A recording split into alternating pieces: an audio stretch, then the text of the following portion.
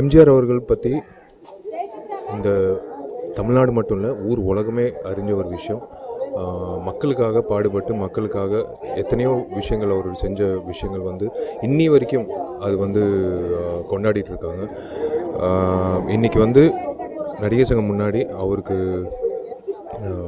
மாலை வச்சு அவருக்கு அந்த ரெஸ்பெக்ட் கொடுக்குறதுல உண்மையிலே பெருமைப்படுறோம். அண்ட் எம்ஜிஆர் அவர்கள் அவரோட செயல்பாடு மாதிரியே இன்றைக்கும் எல்லோரும் வந்து அது கற்றுக்கணும், அதுவும் அவங்களும் செயல்படணுன்றது என்னோடய ஆசை. என்னால் முடிஞ்ச அளவுக்கும் நான் வந்து சோஷியல் சர்வீஸ் பண்ணுறதுக்கு ஒரு ஒன் ஆஃப் த இன்ஸ்பிரேஷன் வந்து எம்ஜிஆர் அவர்கள், புரட்சித் தலைவர் எம்ஜிஆர் அவர்கள். அதுதான் எங்களுக்கு ரொம்ப சந்தோஷமான விஷயம். எங்கள் சங்க உறுப்பினர் மட்டுமில்லை, தலைவர், சங்கம் உருவாக மிக முக்கியமான காரணமாக இருந்தவர். அவருடைய 100ஆண்டு விழாவை கொண்டாடல ரொம்ப மகிழ்ச்சி அடைகிறேன். தனிப்பட்ட முறையில் அவர் வந்து நான் ஒரு தீவிரமான ரசிகர்.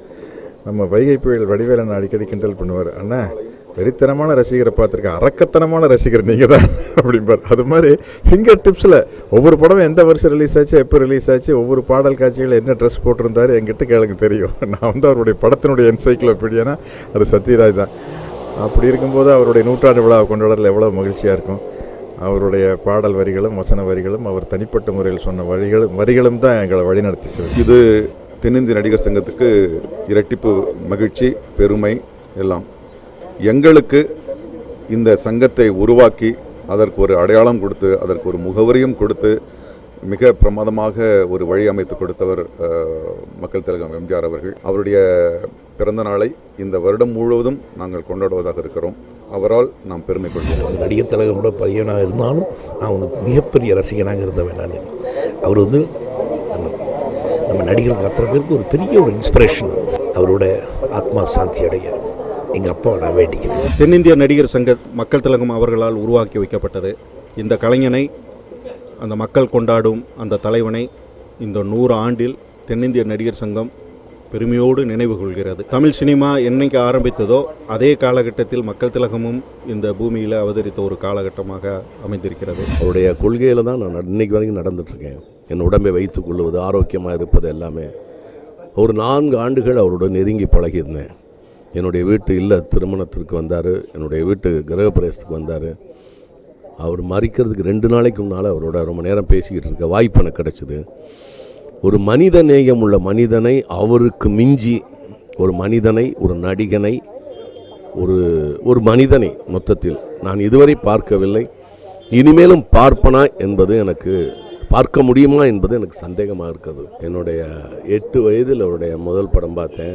தாக்கி பந்தார 6 வயது நான் பார்க்கும் பொழுது நிறைய தடவை அவர் படம் பார்ப்பேன். அவருடைய உருவம், அந்த அழகெல்லாம் எனக்கு ரொம்ப பிடிச்சிருக்கும். அதுக்கு மட்டும் இல்லாமல் நிறைய பாடல்கள் நான் ரொம்ப ரசித்து கேட்பேன். ஈடு இணை இல்லாத ஒப்பற்ற மனிதர் எம்ஜிஆர். அடுத்தவனுக்கு ஒரு கஷ்டம்னா உடனே அழுதுருவார், கண்ணு தண்ணி வந்துடும். அது போலி நடிப்பல்ல. என்ன நினைக்கிறாரோ அதைத்தான் பேசுவார்.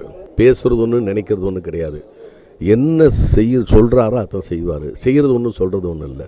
அப்படிப்பட்ட சொல்லும் செயலும் எண்ணமும் ஒரே மாதிரியாக மக்கள் நன்மைக்காக, சமுதாய முன்னேற்றத்திற்காக வாழ்ந்த ஒரு மனிதர், ஒப்பற்ற மனிதர் மக்கள் திலகம் எம்ஜிஆர்.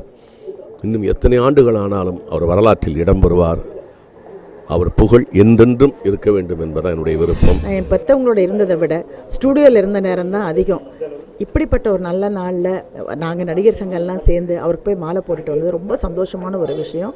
அவர் எங்களுக்கெல்லாம் ஒரு பெரிய ஆசீர்வாதத்தை கொடுத்துருக்காரு. ஸோ சீக்கிரமே அவர் ஆசீர்வாதத்தில் எங்கள் கட்டடத்தை கட்டி முடிச்சிருவோம். அவர் கூட 3 படத்தில் நடிக்கக்கூடிய பெரிய பாக்கியம் எனக்கு கிடச்சிது. அவர்கிட்ட நான் பல நல்ல விஷயங்களை கற்றுக்கிட்டு இருக்கேன். அதாவது எப்படி சுறுசுறுப்பாக இருக்கணும், நிமிர்ந்து உட்காரணும், காத்தால் உடற்பயிற்சி பண்ணணும், பெற்றவங்களை மதிக்கணும். அண்ட் இன்னொரு நல்ல விஷயம் என்னென்னா, அவர் வந்து மனுஷங்களை, அவங்க பணக்காரங்களோ ஏழையோ எல்லோரையும் ஒரே மாதிரி பார்த்து எல்லார்ட்டையும் ஒரே மாதிரி பழகுவார். நிறைய பேர் என்கிட்ட கேட்பாங்க, நீங்கள் எப்படி எல்லார்ட்டையும் சகஜமாக பழகிடுறீங்க? நான் காய்கறி மார்க்கெட்டுக்கு போவேன், கோயிலுக்கு போவேன், அப்போ என்ன கேட்பாங்க. உண்மையிலே இது எல்லாமே நான் அவர்கிட்ட தான் கற்றுக்கிட்டேன். இன்றைக்கி நடிகர் சங்கம் சார்பாக விழா எடுத்திருக்காங்க.